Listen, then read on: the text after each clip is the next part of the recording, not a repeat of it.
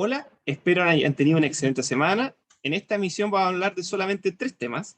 En primer lugar, algunos elementos básicos respecto de la crisis en Ucrania, de la guerra, la invasión ya de frentón, que bueno, ya tocamos hace unas emisiones, ¿cuánto serían? Unas 3 semanas atrás, unas emisiones atrás. Pero además de eso, vamos a incluir algunos aspectos de la crisis de la coyuntura actual, alguna información. em, Y por supuesto que no nos vamos a aventurar mucho en lo que viene a ser el futuro porque hay una gran incertidumbre, pero obviamente les planteo las preguntas y los voy a leer, los leo, ya sea en Facebook, Twitter, YouTube, en cualquiera de las plataformas, ahí los leo, sus comentarios y podemos ahí como comunidad compartir ideas. Segundo tema, vamos a comentar algunos aspectos de la Convención Constitucional respecto a las normas que han sido aprobadas. Y por último vamos a hablar de un tema que es bien local, que, bueno, ustedes saben que originalmente, ahí dice, ahora sí Villa Alemana, nos dedicamos a prácticamente puros temas locales, hemos ido variando, incluimos lo internacional, nacional, pero ahora vamos a hablar de uno sumamente local que tiene que ver con el transporte público del Gran Valparaíso.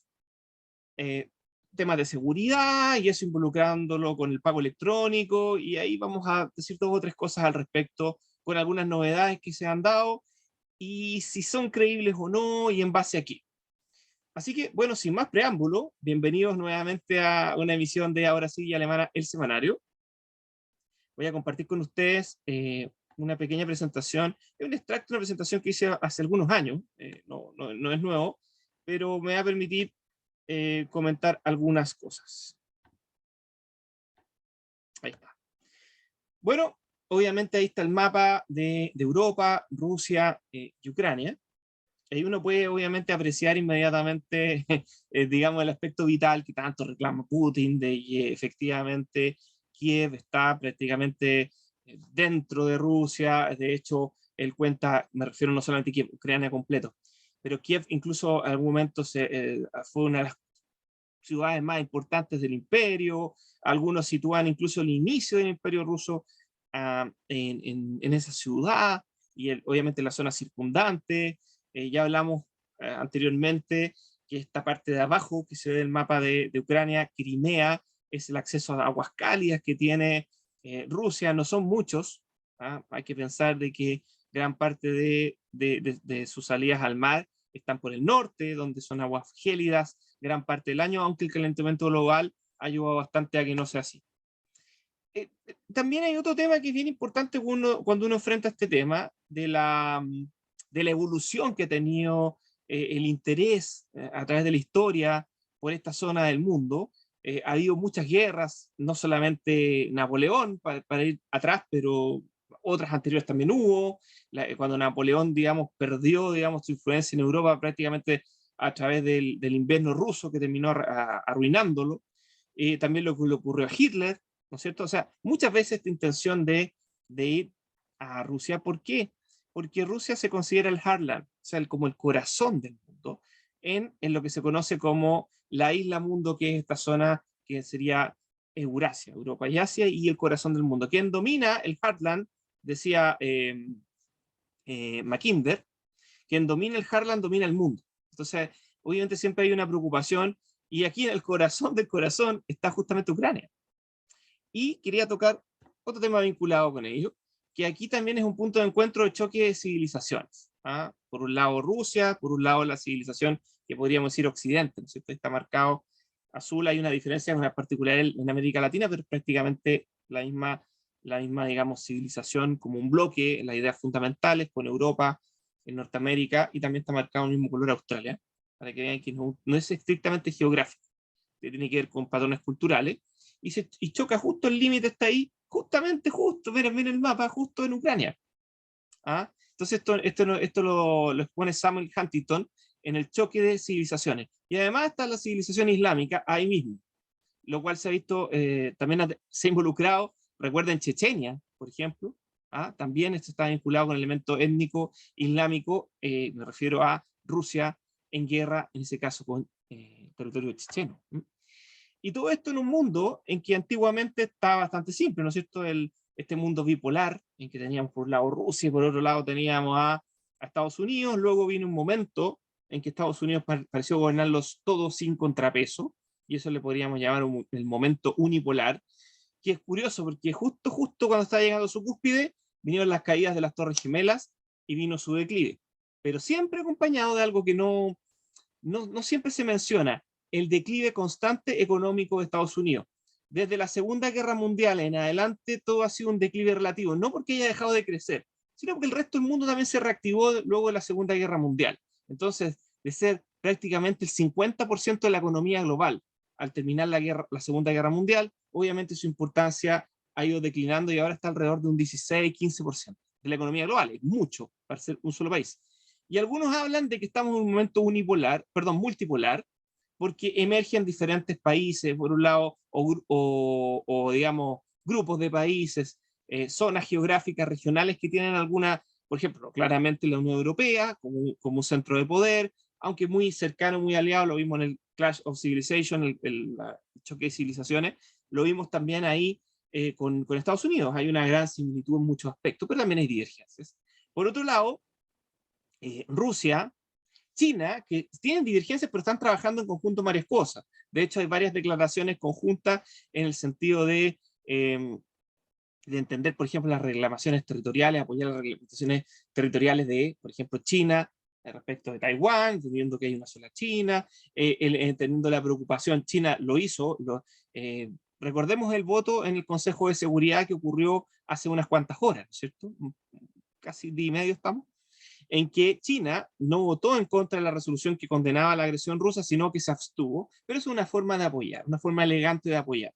Se abstuvo China, se abstuvo India, se abstuvo, y eso también de alguna manera va configurando este mundo de varios polos, este mundo multipolar, ¿no es cierto? O algunos hablan apolar, pero eso yo no estaría tan de acuerdo, pero es como que en el sentido de que ya no hay grandes, por supuesto que hay, y ahora se demuestra con mucho más fuerza que hay grandes potencias en diferentes ámbitos, algunos más en lo económico, otros más en lo político, quizás hay diferentes niveles y ahí uno podría también en algunos de ellos considerar que todo es mucho más fluido, pero no.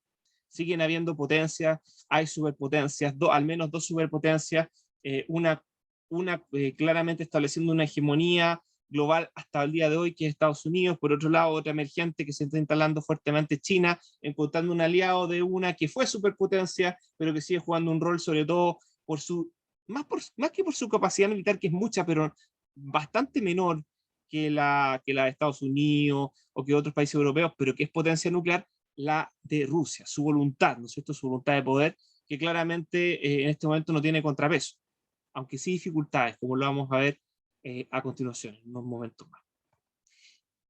Miremos un poquito para entender esta ensalada de por qué pasan estas cosas en este país. Este es un país de 44 millones de habitantes, cuando hablamos de Ucrania.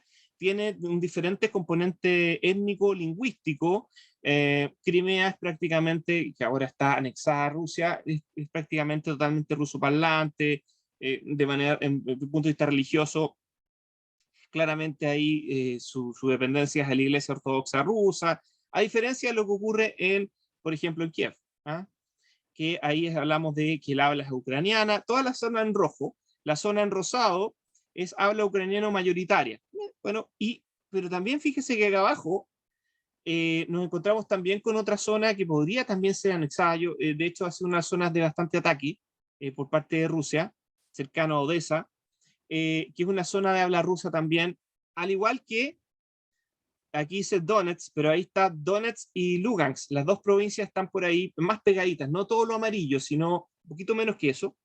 Pero digamos en conjunto podríamos considerar que está el Donbass, que es la zona donde bueno, están estas provincias que son reconocidas por Putin hace unos cuantos días, ¿no? Y bueno, aquí vemos zonas de interés, obviamente el Donbass, ahí le tengo señalado con una flecha, no está en este mapa, pero lo incluyo. Miren, fíjense por qué les decía lo importante que no solamente Crimea en el sur, sino también esta zona que vimos antes. A ver si volvemos. Esta zona amarilla, ¿no es cierto? Porque ahí está cercano al límite con Moldavia, pero más específicamente Transnistria. Transnistria es un país que es reconocido por 3 o 4 países nomás, dentro de ellos Rusia, y tiene moneda propia, una moneda bien particular porque es una moneda de plástico. todas las monedas de plástico. ¿Ah? Es bien particular en ese sentido. Además de eso, tiene toda su simbología y historia expresado, digamos, en su monumento, digamos, la parte física de su patrimonio histórico-cultural recuerda a la Unión Soviética, ¿ya? Todo Transnistria, que está legalmente dentro de Moldavia, pero realmente funciona de manera autónoma, lo mismo que otras provincias que vamos a ver de otro país que vamos a comentar después. ¿Y qué es lo que sucede? Acá, en Transnistria, un segundo que quiero verificar algo.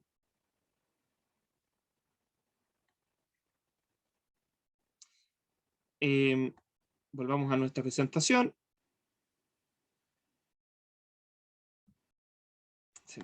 Ahí está.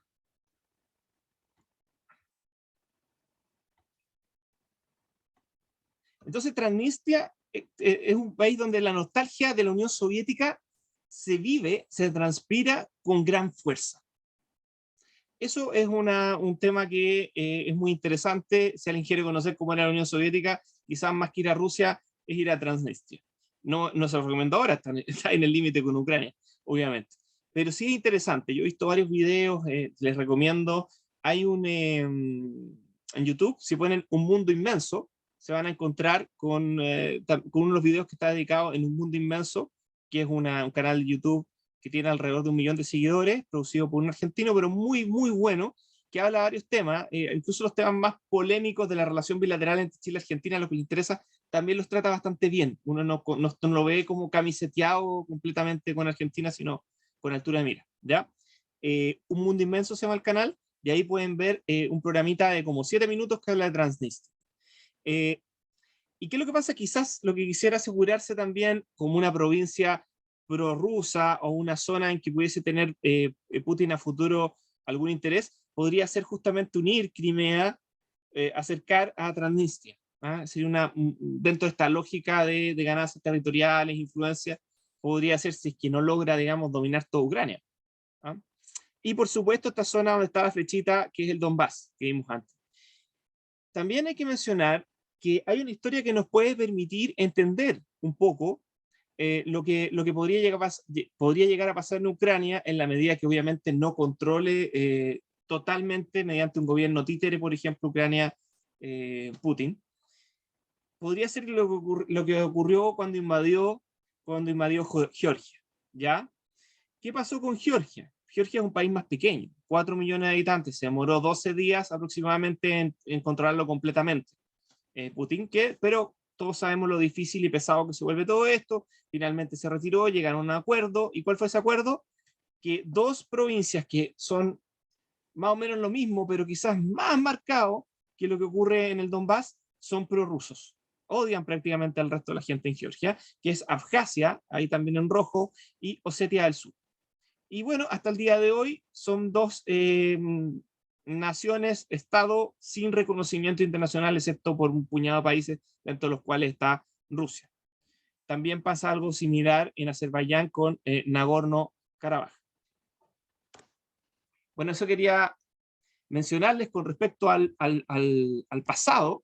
Y con respecto al futuro, solamente un tema que está bastante interesante que podría darnos alguna clave. La resistencia ucraniana ha sido mucho más fuerte de lo que se podría esperar. Los recursos, cuando dicen que la OTAN, y obviamente cuando digo la OTAN, digamos Estados Unidos, los países más importantes, Francia, Alemania, han abandonado Ucrania, eso no es cierto. No han invadido porque obviamente, o sea, estamos hablando de una potencia nuclear. Es muy delicado iniciar una confrontación directa, pero han entregado cantidades ingentes de recursos, de armas, y eso ha hecho muy complejo. Se dice que la cantidad de bajas, o sea, la cantidad de muertos que ha habido en este conflicto ha sido mucho mayor por parte de los rusos que de los ucranianos.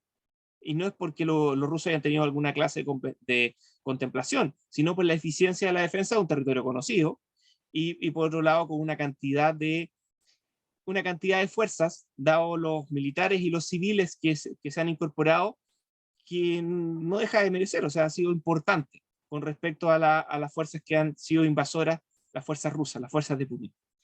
Entonces, bueno, y el presidente de Ucrania ha suspendido con un temple, un carácter que ha animado a las fuerzas, ha animado a la gente. Todavía hay una esperanza para Putin de algo que sería muy perverso, que fuese un golpe de Estado de las Fuerzas Armadas y llegar a un acuerdo con las Fuerzas Armadas ucranianas, que eso es algo que estaba buscando, pero aparentemente no hay mucho espacio para ello. ¿Eso por qué? Porque hay muchos civiles involucrados, no todos dependen de los militares, y ellos están comprometidos con Zelensky, con su presidente, que con luces y sombras, como cualquier otro presidente, pero por lo menos ha dado la cara en esta invasión y se ha puesto a la cabeza de sus fuerzas armadas, sus fuerzas de resistencia, tanto civiles como militares. Y con un control efectivo de la población, revisando, por ejemplo, que no sea algo desordenado, que no haya particulares con armas no declaradas, pues ha habido un control efectivo en ese sentido, dentro de lo que estas limitaciones permiten. ¿Ah? Así que digamos, tan fácil no se ve la toma de Kiev, no lo han logrado, y eso que tenían, estamos hablando, creo que solamente en la frontera con Bielorrusia había más de 100.000 soldados, y eso no lograron tomar Kiev, que está muy cerca. Si volvemos un mapa, no, ¿para qué? Kiev está arriba, Bielorrusia en el límite, y podrían ingresar rápidamente. Han ingresado por otros lugares, obviamente por Crimea, la zona del sur y la zona del Donbass. ¿Ah? Por lo menos 3 lugares de ingreso han atacado, digamos, prácticamente todo el país, pero no han podido tomar control de Kiev, ni tampoco más allá de lo que tenían, un poco más de lo que tenían ya los rebeldes prorrusos en el Donbass. O sea, el avance no ha sido tan efectivo en estos 4 días. Motivos múltiples, pero sobre todo la eficiencia de la defensa. Ahora vamos a pasar a nuestro segundo tema, y tiene que ver con la Convención Constitucional. Vamos a compartir con ustedes de nuevo pantalla.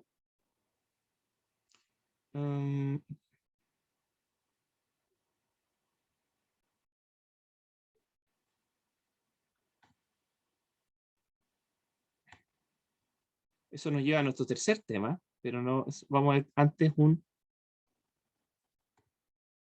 acá está, aquí está.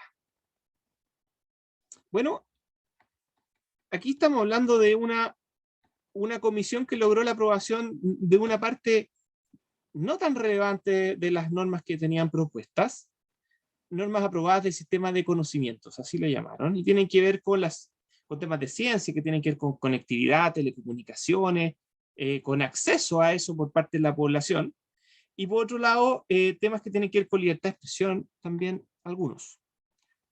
Respecto a, por ejemplo, si una persona es ofendida por una noticia falsa, que pueda tener la posibilidad de tener un espacio, por ejemplo, aquí dice el artículo 8 de réplica. Estos son los artículos aprobados. Como ven, está bien saltado. ¿Ah? ¿Qué pasó del 1 al 7? No, del 1 al 7 fueron rechazados. No nos vamos a enfocar en eso porque, como les dije en algún momento, la vez anterior, vamos a enfocarnos en lo que se va aprobando para darle seriedad a estos análisis y simplemente decir que, bueno, que hubo dificultades porque había muchas de estas normas que iban demasiado lejos y no fueron aprobadas. Dice: toda persona ofendida o injustamente aludida por un medio de comunicación e información tiene derecho a que su declaración o rectificación sea difundida gratuitamente por el mismo medio en que hubiese sido emitida. Esto como un límite a la libertad de expresión, y que parece correcto. O sea, una persona lo ofenden, que tenga derecho a réplica, ¿no? Y en las mismas condiciones, no en un cuadradito. Me ofenden en la portada de un diario y luego aparece en un cuadradito. Tiene que ser equivalente. Si en la portada del diario dicen que yo soy un mentiroso y resulta que digo la verdad, la portada, no, en realidad decía la verdad.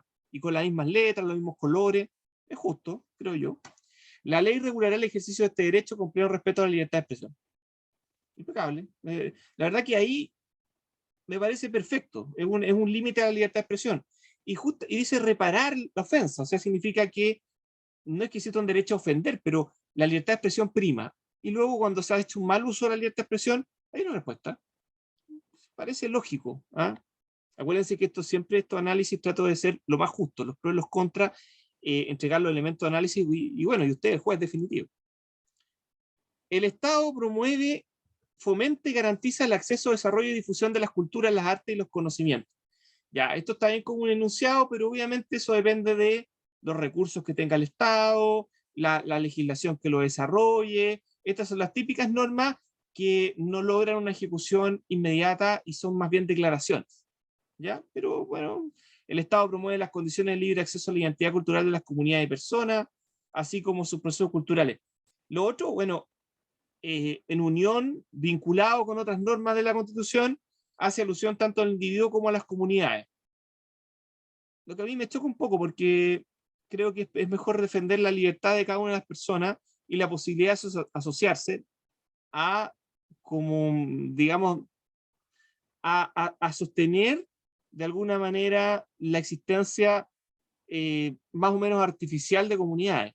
Lo puedo entender en casos específicos como en los pueblos indígenas, en función de que hay elementos concretos, en eventos tangibles, pero después, ¿qué?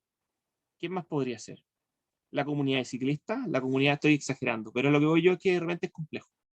¿Mm? Dice después, también dice el Estado de generar las instancias para la sociedad contribuir al desarrollo de la creatividad cultural y artística en sus más diversas expresiones. Una declaración de principios que la verdad que como que, ¿qué significa eso? No es normativo.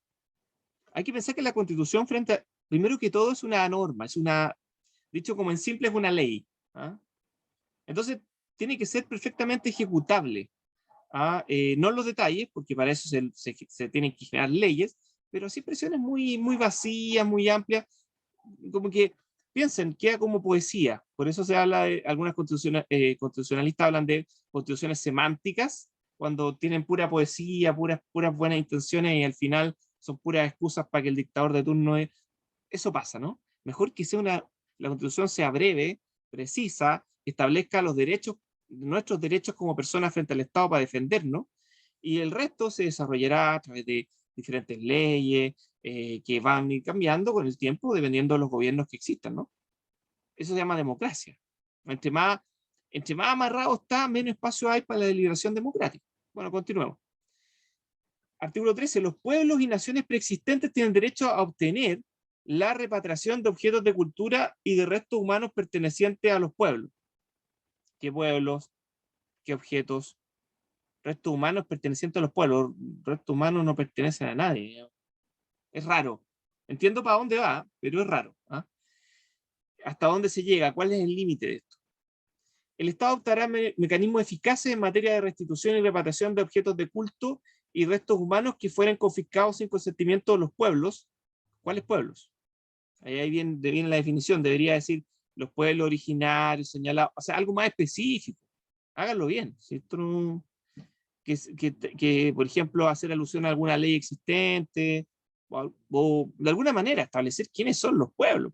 ¿Ah? ¿No es cierto? Y garantizará el acceso de los pueblos a su propio patrimonio, incluyendo objetos, restos humanos y sitios culturalmente significativos para su desarrollo. Se entiende, pero ¿hasta dónde? Aquí es como muy genérico. ¿Ah?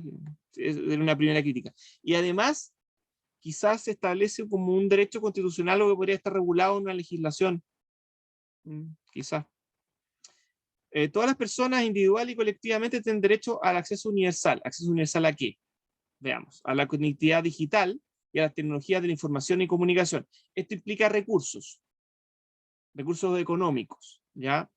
Depende del grado de desarrollo. Siempre a mí me complica un poco cuando se establecen derechos que dependen de inversiones que a veces, no sé, por ejemplo, ahora se podría garantizar el acceso al Internet, pero ya, y tiene que ser, dice, con el pleno respeto de derechos y garantías que establece la Constitución y las leyes. Perfecto. O sea, ¿qué tan distinto es de lo que hay ahora? ¿Hasta dónde se llega a eso? Bueno, lo establece la ley. Acceso universal a la conectividad y tecnologías de la información. Ya me parece bien, son derechos de cuarta generación, pero ojo con eso, implica recursos y depende que existan recursos del Estado. Artículo 19. El Estado tiene la obligación de superar las brechas de acceso, uso y participación del espacio digital, sus dispositivos y infraestructura. Bueno, eso siempre ha sido la meta. No ha habido ningún gobierno, inclusive los anteriores, el que quiera, que no haya tenido por meta el acceso universal a las tecnologías de la información y las comunicaciones, y nunca en la historia de Chile se había logrado tal acceso como ahora. Y si comparamos el acceso que existe con la tecnología 5G, con la red existente en los colegios, ahora, digamos, vamos a retomar lo de los colegios como decía, pero tienen ellos, todos los colegios prácticamente en Chile tienen la conectividad a Internet, la red de bibliotecas, ¿no es cierto? los hospitales están todos conectados, en fin, hemos avanzado muchísimo en esto. Dejarlo en la Constitución podría estar o no estar, es un objetivo igual, una política pública. ¿Quién va a estar en contra de eso? Artículo 20. El Estado garantiza el cumplimiento del principio de neutralidad de la red, en la red. Las obligaciones, condiciones y límites en la materia serán determinados por la ley. Bueno, neutralidad de la red. Claro, o sea, que no tengo una visión, bueno, pero eso existe. ¿Ah? No estamos en una dictadura, en un gobierno totalitario, simplemente no habría neutralidad. Ahora uno puede observar, uno tiene acceso en Chile tiene acceso a redes de todo el mundo, excepto a aquellos países que bloquean ciertas señales o a que, por ejemplo, por motivos de derechos de autor y cosas como esa. Por ejemplo, uno no puede acceder directamente a televisión de otros países, a veces por internet, por el tema de los contenidos pertenecen y ellos después lo dan como televisión pública en su país, pero después lo venden a través del cable o digamos, a través de repente a ver si son series, lo venden a través de las plataformas, diversas formas. No veo el sentido de esto. Esto ya existe. Ya así como está redactado, quizás, claro, después si avanzamos a las normas que no han sido aprobadas todavía, podríamos encontrarnos con alguna sorpresa, pero esto, así como está, es súper general. El Estado garantiza el libre acceso equitativo y descentralizado con condiciones de calidad y velocidad adecuadas y efectivas a los servicios básicos de comunicación. Implica recursos. La promesa se puede cumplir o incumplir en función de los recursos existentes. O sea, el Estado siempre tiene eso como meta. Y en algunos lugares lo hace con provisión pública, otros lo hace con privada, pero siempre garantizando que haya acceso y acceso equitativo. Y eso lo lleva haciendo muchos años.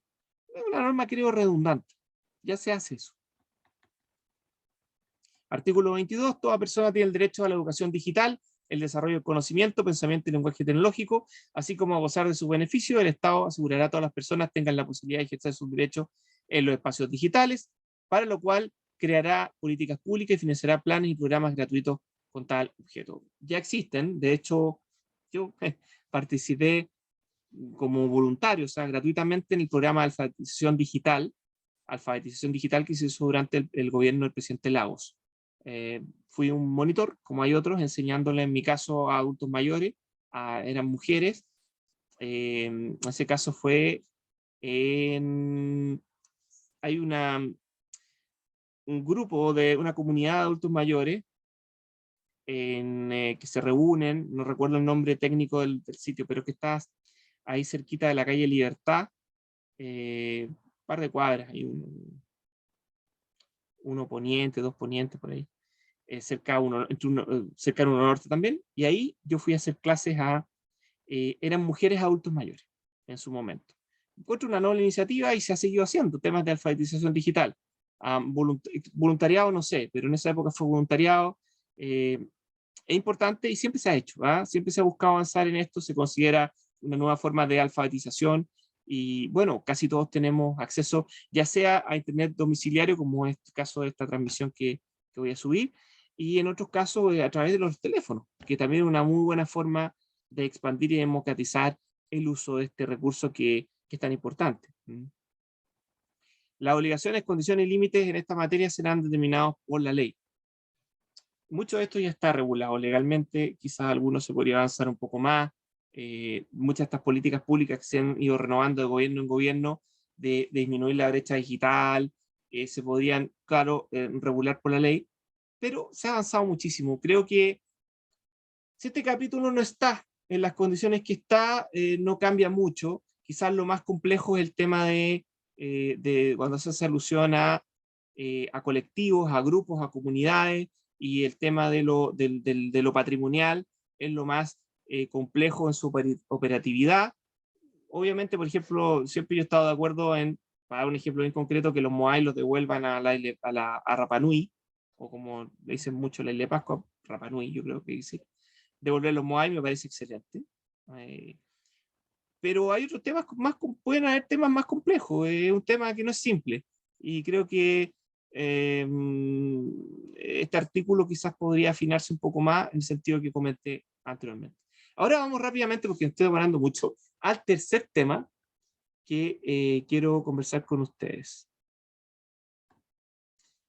Este es muy local, como les decía, el pago electrónico llegará a los buses de la región de Valparaíso desde el mes de agosto. Ya. Dios quiera.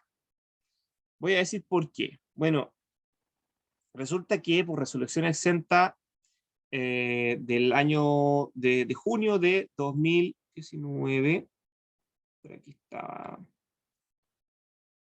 acá está, resolución exenta número, no, esta no es, denme un segundo. Hace alusión a esta resolución exenta un poquito más acá.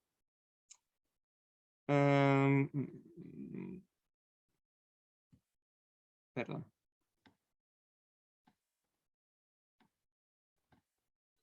No. Creo que está mal escrita la de aquí abajo. Si ya tenía... Un segundito.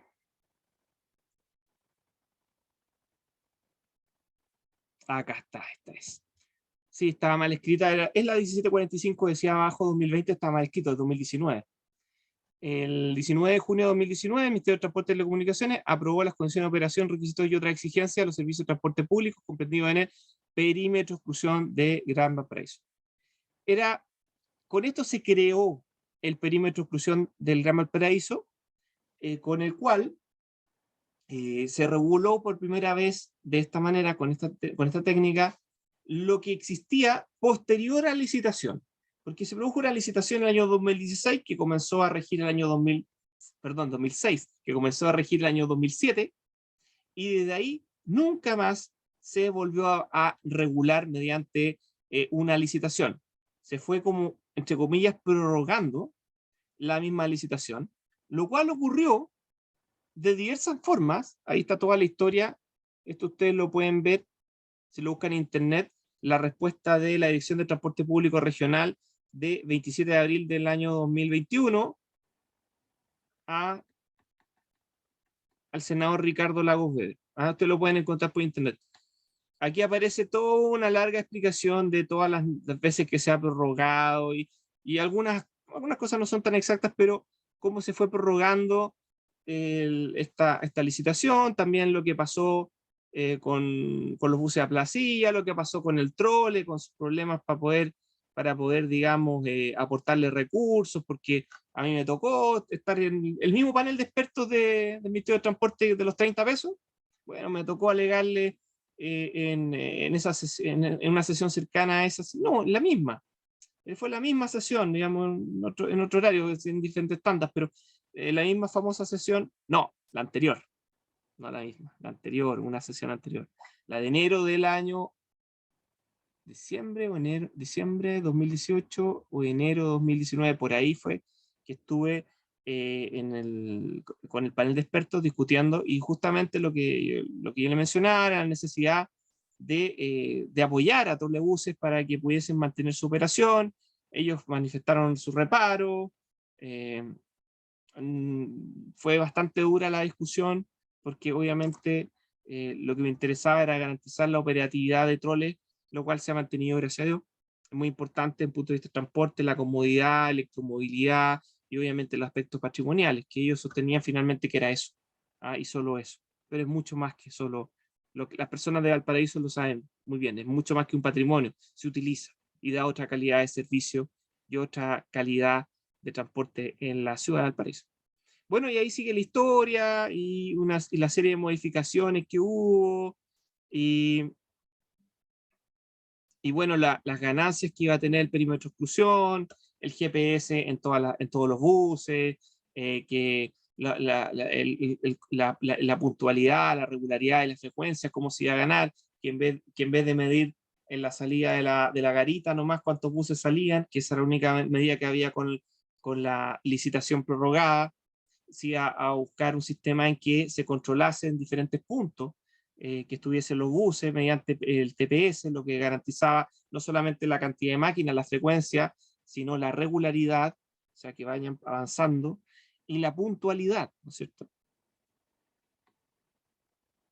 Y eso era muy importante, y fue algo buscado, yo lo apoyé con fuerza, me tocó, y pero ¿qué es lo que voy yo?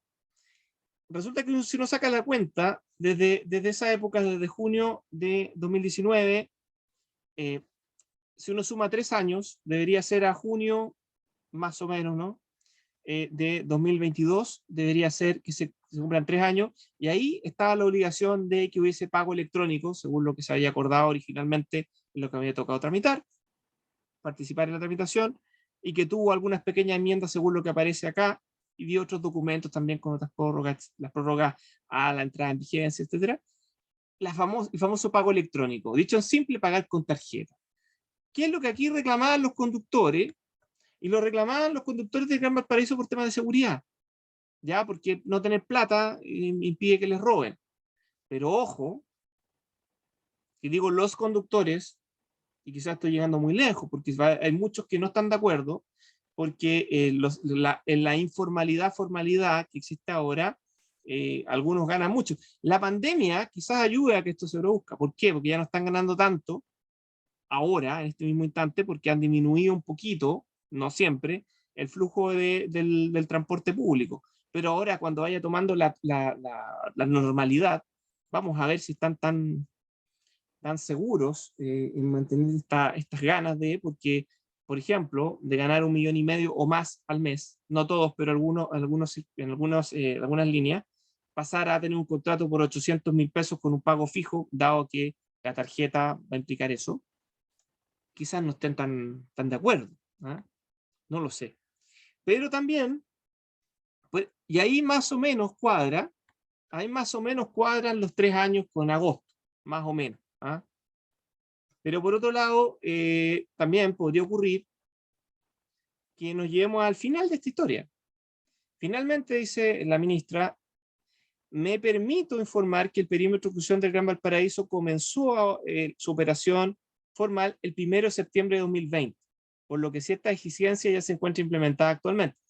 Entonces, si de repente se hace una interpretación de que se comenzó a regir, porque este documento de alguna manera lo da pie a eso, el primero, aunque este documento no tiene una vigencia legal, pero hay una interpretación aquí. El 1 de septiembre de 2020, y si contamos los 3 años, entonces sería el 1 de septiembre de 2023, el tercer año del perímetro. Y también hay dos formas de interpretar cuánto va a durar este perímetro. Si consideramos que empezó en junio de 2019, 20, 21, 22, 23, 24, 25, el 2024, perdón, el 24 tendríamos los 5 años del perímetro que se pueden extender por 2 años, 25, 26. O sea, no vamos a tener licitación hasta ese año, ¿ah? 19, perdón, el 25, al año 25. O sea, el 2025, junio de 2025, esa es una interpretación. Y la otra interpretación es que como comenzó a operar el 1 de septiembre de 2020, bueno, podríamos interpretar, más difícil, ojalá que no se interprete así, que el perímetro terminaría el 1 de septiembre de 2027. En vez de 25, el 27. ¿Qué opinan ustedes? Y el pago electrónico sería 3 años, es 1 de septiembre de 2023, si sacamos la cuenta de esta manera. Y además, que más que lo que llega a la norma, como si ustedes revisan en esta larga historia de prórrogas, modificaciones, bueno, podrían acercarse los empresarios del transporte, sabe que tenemos dificultades, no hemos puesto de acuerdo, nos cobran muy caro, que no queremos, que queremos o no queremos que sea la misma tarjeta del metro, simplemente no quieren. Entonces, frente a todas esas dificultades, ¿qué nos podríamos encontrar? Nos podríamos encontrar de que se mueva la fecha del pago electrónico más adelante o quede para nunca. Estoy exagerando, pero en definitiva estamos lejos de una licitación. El perímetro de exclusión entrega a los mismos operadores que había antes, o sea, los mismos operadores que vienen del año 2006, excepto uno, la unidad de negocio número 10, que correspondía a las micros a placilla, parte de las micros a placilla, que es lo único que efectivamente cambia, pero el resto se mantiene exactamente igual. ¿Qué opinan ustedes? Hay cambios tecnológicos que se viene el pago de la tarjeta, yo al menos hago el check y nos aguantamos un rato más, hay un cierto acomodo, pero también, como igual que ustedes, espero, no sé, les dejo la pregunta, ¿les parece adecuado ya prepararnos adecuadamente para la licitación? Ahí hago un paréntesis. Los perímetros de exclusión no entregan exclusividad vial. ¿Qué significa eso? Que podrían haber concursos. ¿Y qué es lo que queríamos concursar en su momento? O al menos lo que yo estaba levantando. Concurso de buses que se unan con el Metro de Valparaíso, generando un sistema de alimentación de buses. Y obviamente con pago con tarjeta desde un principio y todo con un solo pago, cosa que, por ejemplo, a lo más pague 100 pesos de diferencia y voy con un bus, por ejemplo, del futuro hospital de Marga Marga, que es un trazado que estaba estudiado, futuro hospital de Marga Marga, a Metro, y de Metro pueda llegar, por ejemplo, al Frique, y, hago una y a través de eso hago una interconsulta en el Frique, por ejemplo, si lo necesito, dos médicos, uno en el hospital Marga Marga y otro en el hospital Frique, o podría incluso, con la conexión con el trole, que es lo que se estaba estudiando, y sobre todo con el trole pasando por Barón, que es lo que se quería, lograr tener una conectividad de los tres grandes hospitales, ¿no es cierto? Y todo mediante el pago electrónico con tarjeta. ¿Qué les parece? Hay tantas cosas. Ojalá que se cumpla lo de agosto. Estoy ansioso. Yo lo único que quiero es que no haya más plata arriba de los buses. Es muy importante eso. Pero ya di mi opinión. Obviamente la palabra es suya. Todo con cariño. Se ha hecho simplemente por informar. Créanme que no es fácil encontrar toda esta información. No es, me metí a la página de la Subsecretaría de Transporte y está la región del Biobío, pero metamos la de Valparaíso. Perdón. Medio complicado. Acá va al paraíso. Y el único perímetro de exclusión que aparece si uno quiere pinchar, me voy a meter, acá aparece, metámonos a las micros, ¿no es cierto? Están las micros.